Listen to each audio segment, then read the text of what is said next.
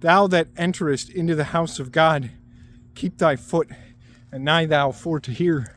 For why much better is obedience than the sacrifice of fools, that know not what evil they do. Speak thou not anything foully, neither thine heart be swift to bring forth a word before God.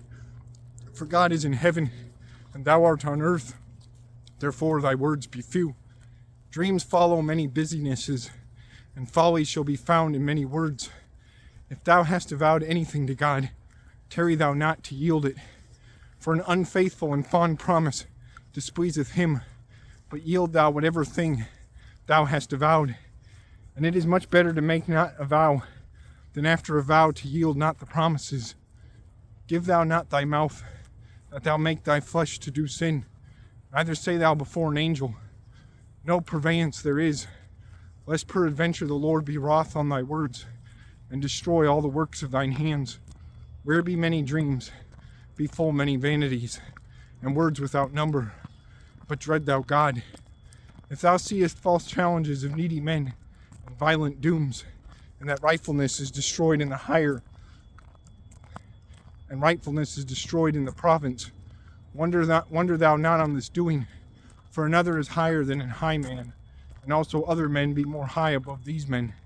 And furthermore, the King of all earth commandeth to the servant, an avaricious man shall not be filled of money, and he that loveth riches shall not take fruits of them. Therefore this is vanity. Where there be many riches, also many men there be that eat those. And what profiteth it to the holder, but that he seeth riches with his eyes? Sleep is sweet to them, sleep is sweet to him that worketh, whether he eat little, either much. But the fullness of a rich man suffereth not him to sleep. Also another sickness is full evil, which I saw under the sun. Riches be kept into the harm of their Lord, for they perish in the worst torment. He begat a son, that shall be in sovereign neediness. As he went naked out of his mother's womb, so he shall turn again, and he shall take away with him nothing of his travail. Utterly it is a wretched sickness. As he came, so he shall turn again. What profiteth it to him that he travaileth into the wind? In all the days of his life he ate in darknesses, and in many businesses, and in neediness and sorrow.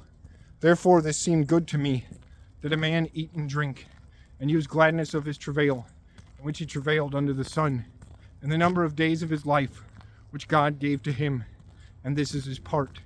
And to each man, to whom God gave riches and chattel, and gave power to him to eat of those, and to use his part, and to be glad of his travail. This is the gift of God.